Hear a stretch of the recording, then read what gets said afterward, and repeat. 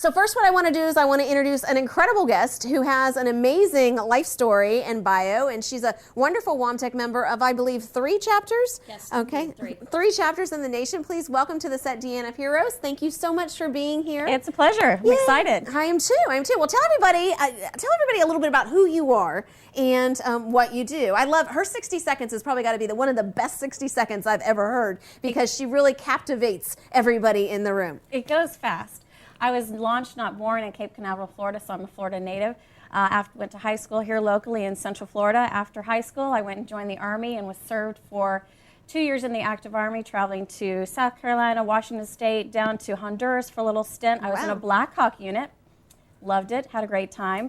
And then after that, I went to Boston to go to college to use my GI Bill, then moved to Colorado and used my GI Bill there and got my degree at, now it's called Mesa State University, Colorado Mesa. Shout out to Colorado.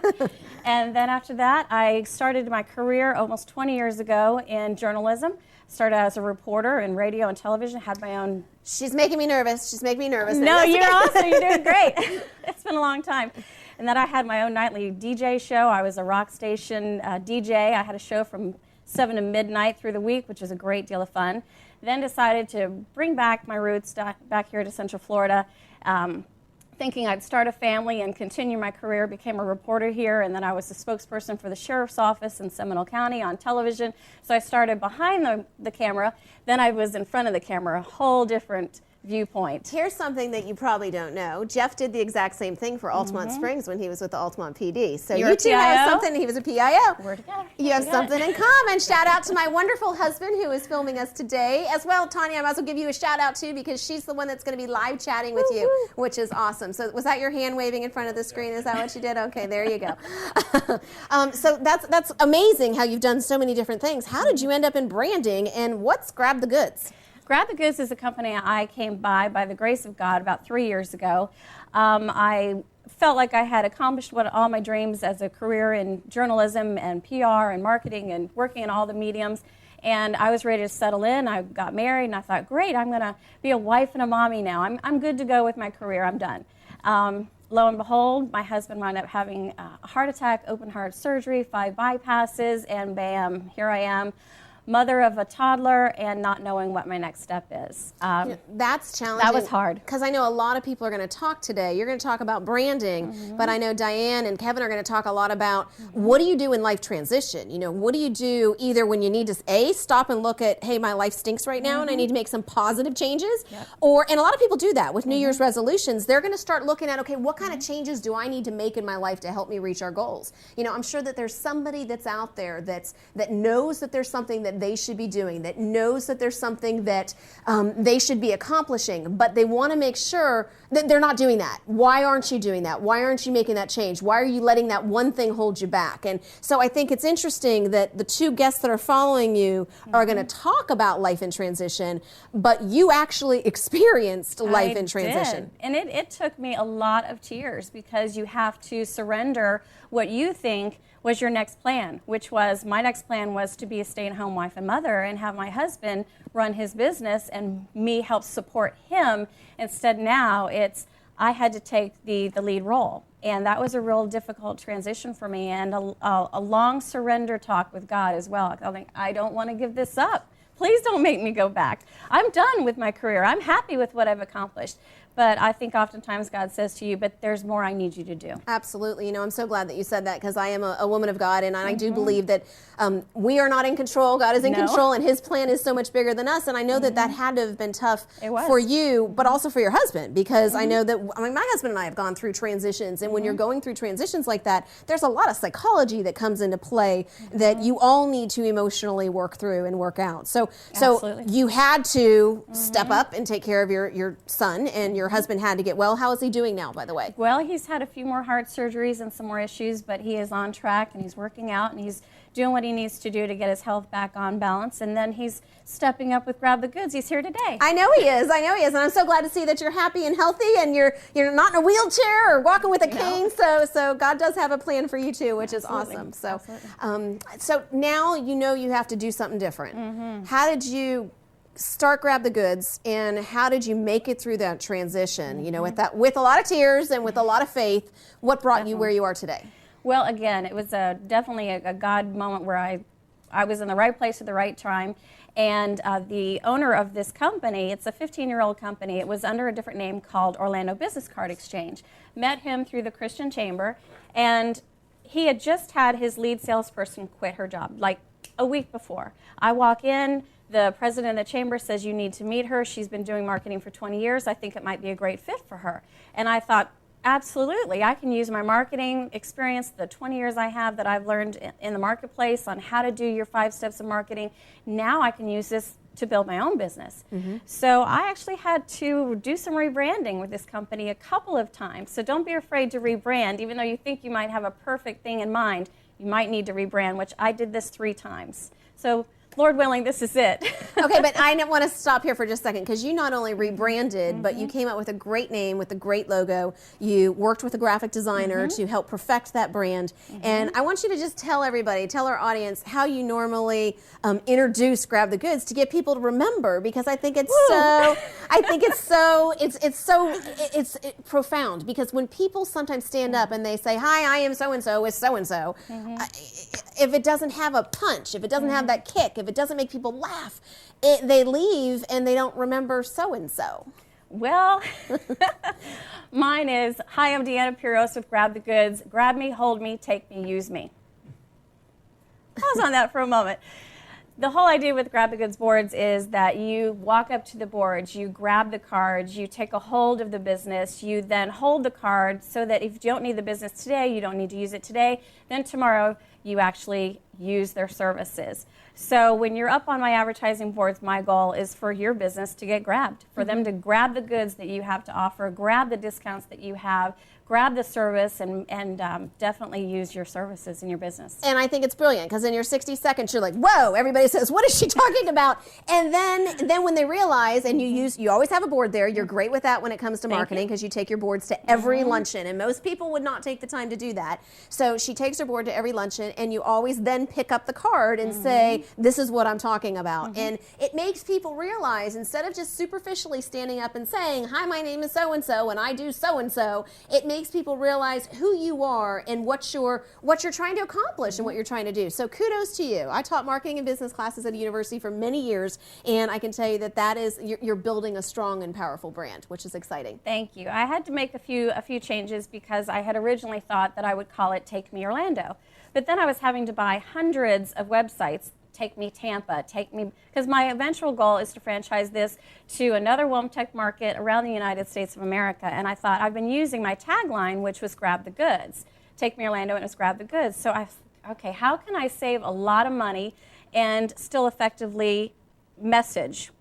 And so we came up with Grab the Goods, and one of our WOAMTEC members helped me with the redesign, and this is how it was born. That's awesome. Well, I want to talk about that for just one more second, too, because Grab the Goods is great, and it's something that's powerful, but what I want to do is talk real quick about what you just said. You can either buy one domain name, or you can buy 100 domain names, but it goes beyond that, because it's not just about purchasing the domain name, and most business owners focus just on that. If I can get the website, if I can get the domain name, but if you're truly going to create a company that's going to have a scalable plan and have an executable exit strategy in the end, you have to own rights to that. So you want to register the trademarks. You know, those are different things, and not only just nationally, but eventually globally. And registering trademarks for every city in the United States could get quite expensive, for yourself as well as your marketing brand. Absolutely, because my thought behind Grab the Goods is I definitely need to trademark it. I definitely need to register it. And then beyond that, I thought, okay, how can I franchise this? Because that's my long-term goal. Is I've got my 1-year goal, now I have my 5-year goal, and my goal was to franchise this. And I thought, how on earth am I going to franchise this with Take Me Orlando, Take Me Tampa, Take Me Denver? And I have people interested in doing this eventually, and I wanted to be able to build a business model that they could use. And my inspiration was actually 2 men in a truck.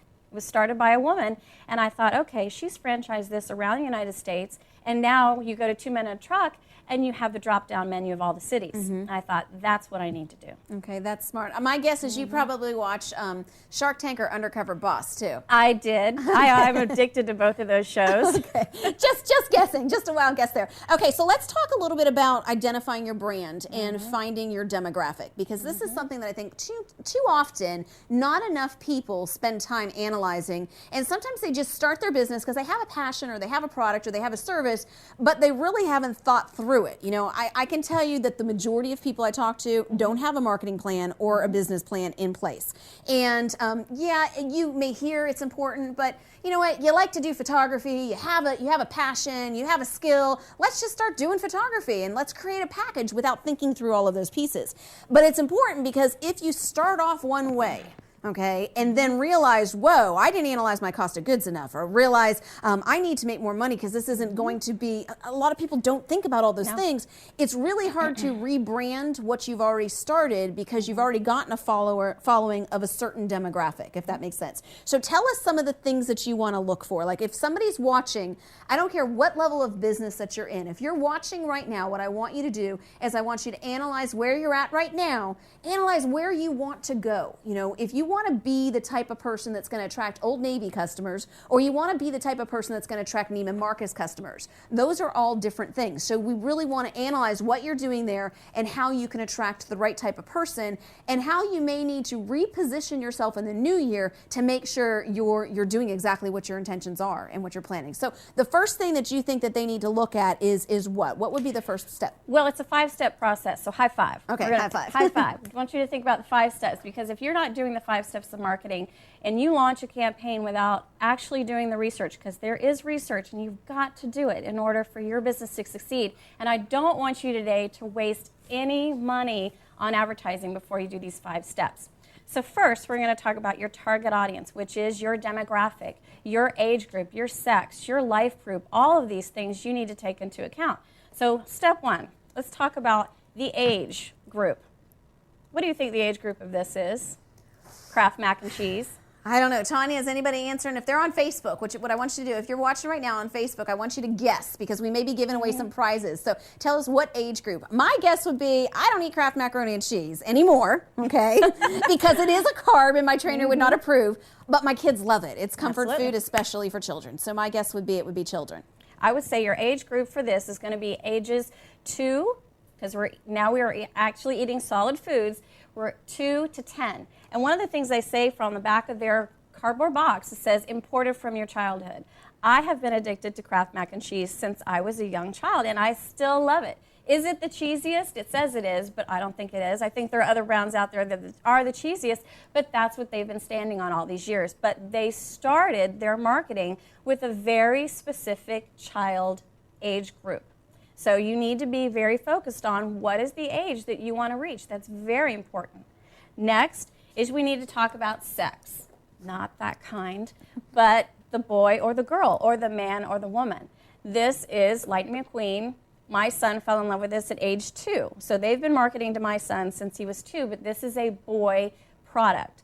So he's now addicted to this, and I have every conceivable cars, any of them. We've got the small ones, the big ones, the tracks, the water washes, the car washes, all of it. And they have succeeded in reaching my son. You know, it's interesting that you say that, just from a Disney perspective as an example. Since we are from Orlando, I can tell you that my brother just was involved in the new Disney expansion plan. And I can tell you that they had a lot of really cool princess-driven things planned that their designers created, like all of these designs, and did all of these things, and spent lots and lots and lots of money. And it was halted. It was halted before it went into production because somebody said, wait a minute, we need stuff for boys. We need more stuff for boys, which is exactly true. They do. It can't always be just about princesses, or Universal Studios will still a lot of thunder and a lot of revenue dollars, which is there. So that's exactly right. If you watch the Disney Channel or any Disney Junior, they make sure that each of their programs reach different demographics. Now, are the ages all the same of Disney Junior? Absolutely. But you've got Doc McStuffins, and that reaches a different ethnic group, which I'm about to just point out to you. But they've got Jake and the Pirates, and then they've got Sophia the First. These are boy, girl, when they have their programming. So they make very sure that when they do their programming, that it is boy and girl, or male, female, depending on this television station you might be on. And don't think that when we talk about your brand, we're talking specifically about your overall business brand. Like WOAMTEC's going to cater our marketing to women specifically, okay? It's not just your overall brand. It's also your individual marketing strategy. So you should have your overall brand, and then I personally suggest if you don't have a solid marketing strategy right now where you have a campaign scheduled out for 52 weeks of the year, start with 12. Just in December, start thinking about what you can do to have 12 different strategies for the new year. Who are you targeting in January? And then do exactly what you said. Go age and then do sex and the rest of the steps that you're doing, and make sure your marketing campaign goes towards that. And then do February, March, April, so on.